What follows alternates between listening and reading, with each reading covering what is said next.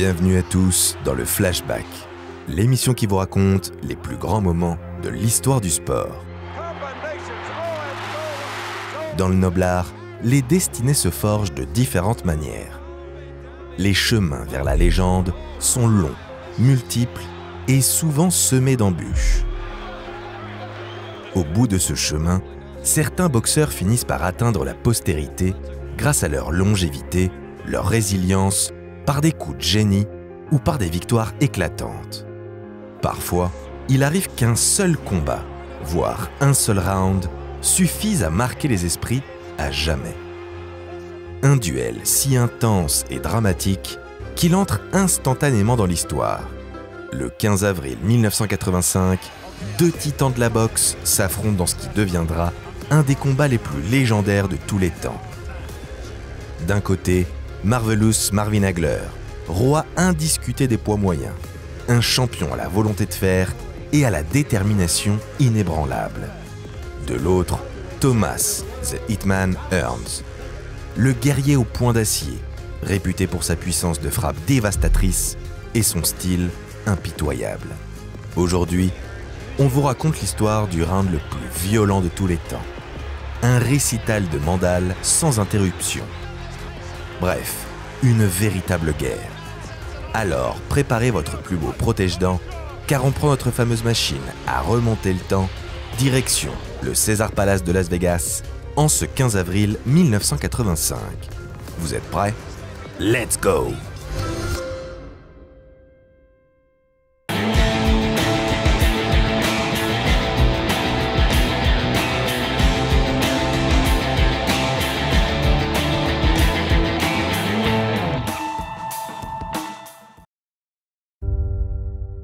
Une atmosphère spéciale règne à Vegas.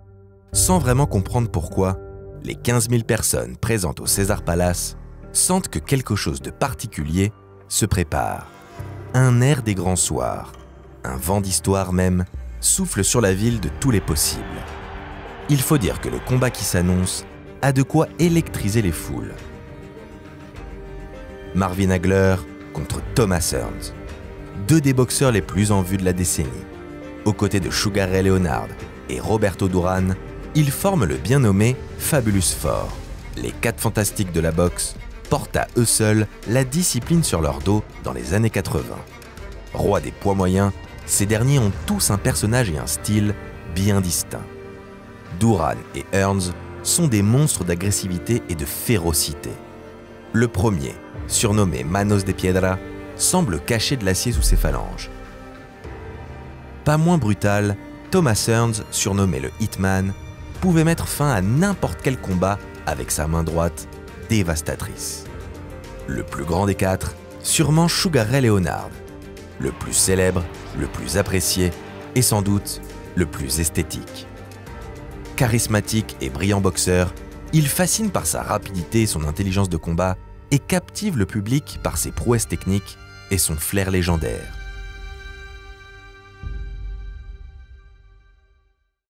Trois génies de la boxe, au milieu desquels Marvin Hagler a dû se faire une place.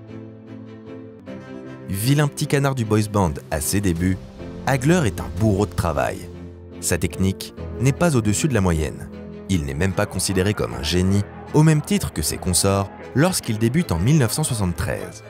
Un statut, ou plutôt un non-statut, qui le ronge. Marvelous n'est pas le plus doué, mais il est sûrement le plus méthodique. Celui qui montre le plus d'abnégation. Si les dieux du noble art n'en ont pas fait l'élu, il ira lui-même décrocher statut. Au-delà de son éthique de travail irréprochable, Hagler est surtout la mâchoire la plus solide du circuit. Une capacité à encaisser les coups invraisemblable. You know, he was so disciplined. That was the thing that I always got out of watching him. Wasn't that he was so wild. He was so mentally strong, he had an iron chin, and his discipline was impeccable. Sur le papier, sa confrontation face au puncher Thomas Hearns a donc tous les prérequis pour s'imposer comme un classique de la discipline. D'autant que les deux boxeurs se cherchent depuis maintenant plusieurs printemps. Invaincu depuis 9 longues années, Hagler est le boss final du jeu. Crâne rasé, regard noir, il embrasse parfaitement son rôle de grand méchant, d'ultime antagoniste. Une seule chose l'obsède, être reconnu à sa juste valeur et écraser tous ceux qui se mettraient entre lui et cet objectif. You can't leave it up to the referee and you can't leave it up to the judges. There's only one way to do it, is to do it my way. 9 années d'invincibilité, 5 en tant que champion incontesté.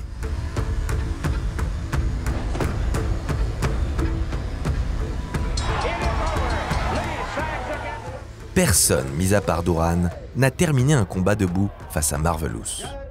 Le tyran des poids moyens a fait le vide dans la catégorie. Et cette longue période de domination commence à le desservir face à la perte d'engouement du grand public. Du moins jusqu'à ce que le promoteur, Bob Arum, arrange un combat entre lui et Thomas Hearns. Ce dernier a lui aussi fait le ménage dans la catégorie des super welters. L'idée d'une opposition champion versus champion prend alors du galon. Initialement, le combat est prévu 3 ans plus tôt. Une blessure au doigt du Hitman, puis un imbroglio contractuel annuleront finalement le duel tant attendu. And he was going to make $2 million. He turned down $2 million. The first beginning, Ray, he started complaining about his little baby Pinky. You know how many people will give $1 million for that little baby Pinky? They cut that thing off. Un revirement de situation qui a le don d'agacer Marvelous Hagler, qui développe un mépris grandissant pour son rival, l'accusant de se défiler. Hagler se rassure, le mépris est réciproque. Keep that belt by your bed, cause it'll be the last time you see it. Je n'ai jamais aimé Marvin et je ne l'aimerai jamais, déclare Hearns. Ce à quoi le champion répondra, je n'ai qu'une chose en tête, le détruire. Je vais le décapiter. One other thing to do, and that's to fight Thomas Hearns. And I'm planning on breaking every bone in his body. Le ton est donné. Après 3 années de pique interposées, les deux hommes se retrouvent finalement dans le ring lors de ce fameux 15 avril 1985.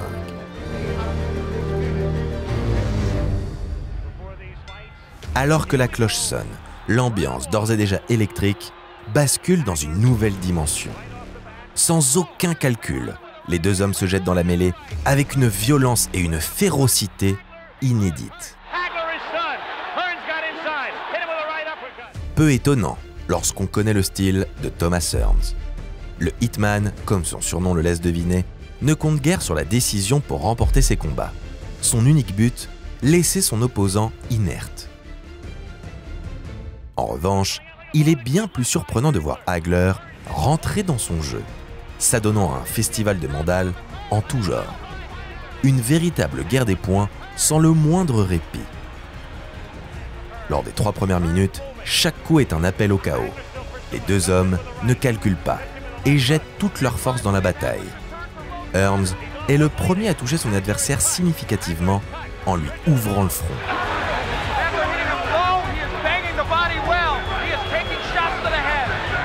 Loin d'être suffisant pour calmer les ardeurs du champion des poids moyens. Au contraire, Marvelous voit rouge et intensifie encore davantage ses coups, que l'on pensait déjà sans relâche. L'affrontement ne ressemble plus en rien à un match de boxe.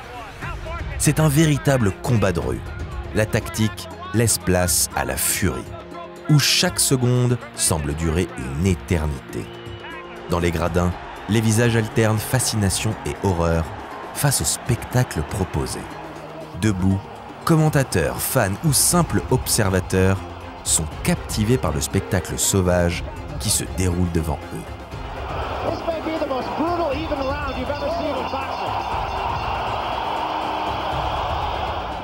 Ce n'est qu'au gong que tous sont autorisés à reprendre leur souffle. À la fin de ce premier exercice, les comptes sont presque à l'équilibre. 83 coups pour Hearns, 82 pour Hagler, soit 165 coups en à peine 180 secondes, du jamais vu. Si Hagler semble éprouvé après ce premier round de légende, que dire de Thomas Hearns? Le Hitman semble complètement à bout de force. Le rythme imposé par les deux hommes est herculéen. Même l'arbitre du duel avouera n'avoir jamais été autant éprouvé que lors de ce combat. Lors du deuxième round, l'intensité faiblit à peine. Petit à petit, Marvelous semble prendre le dessus. Plus frais, plus incisif. Hagler fait mal à Thomas Hearns. Seule sa blessure, à l'œil, semble pouvoir le gêner. Même son cloche lors du 3e round. Hagler prend le dessus, mais voit l'arbitre suspendre le combat, toujours à cause de cette vilaine blessure. Le médecin examine l'arcade de Marvin Hagler avant de lui demander s'il voit toujours convenablement. Réponse du principal intéressé: avez-vous l'impression que je le rate quand je le frappe? Vous l'aurez compris, le combat peut se poursuivre. Hagler poursuit son pressing irrespirable en enchaînant les coups avec la même intensité que lors des 2 rounds précédents. Hearns, lui, ne peut plus répondre. S'il sauve les apparences en souriant à chaque esquive, Hagler ne va pas tarder à lui faire payer son arrogance. Another right hand. Hearns turns his back, takes another right. Hearns in deep trouble again. Hearns is down. Hearns is down in the 3rd round. And on his... Après 7 minutes et 52 secondes de combat, l'arbitre met un terme au suspense. Sur une nouvelle droite tonitruante de Marvelous, le Hitman vacille. À la merci de son opposant, Hearns se fait achever de 2 nouvelles frappes. Cette fois, c'en est trop pour l'arbitre, qui arrête le combat. Hearns tente de prouver qu'il peut continuer, mais trahi par son corps, il ne peut tenir debout sans l'aide de Richard Steele. Les bras ballants, le regard perdu, le Hitman s'incline. Le respect prend le pas sur l'animosité entre les 2 hommes. Hagler salue la combativité de Thomas Hearns, quand ce dernier loue la grandeur de la boxe proposée par Marvelous. Entre amour et haine, la frontière est comme souvent plus étroite qu'on ne le croit.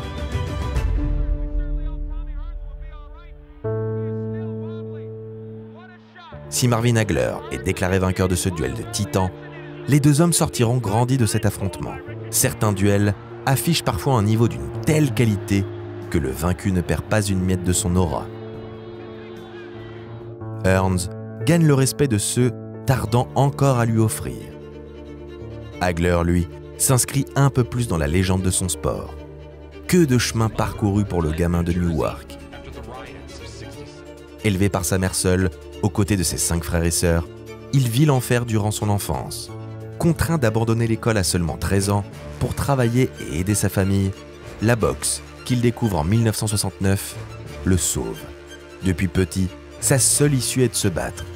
Contre les préjugés, les injustices, les doutes, les autres. Contre tout. Chaque jab, chaque pied posé sur le ring est une bataille pour gagner le respect et la reconnaissance.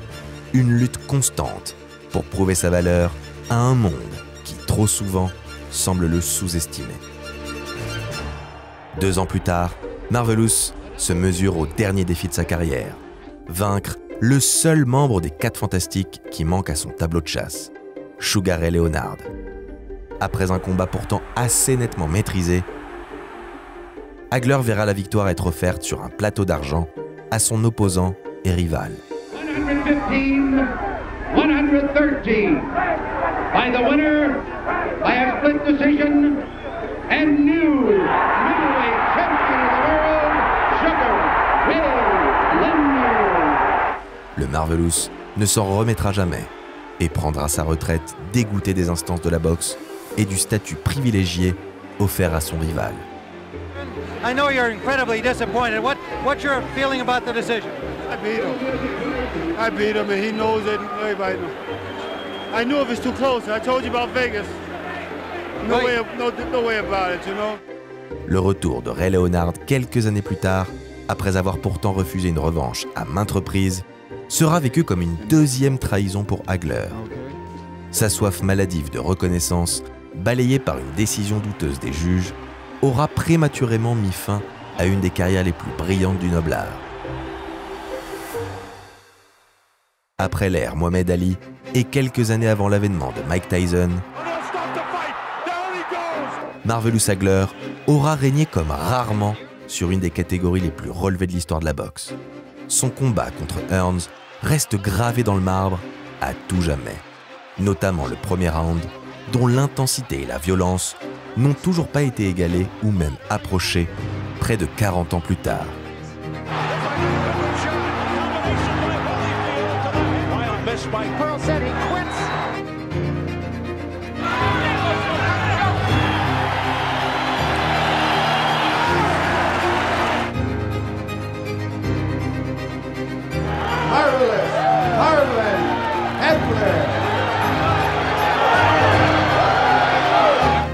better get your popcorn and your beers and find your seat real quick, because this fight don't necessarily have to go 12 rounds, because I'm out there to rip his head off. I got H-U-R-T written in my mind. That means I'm going to destruct and destroy.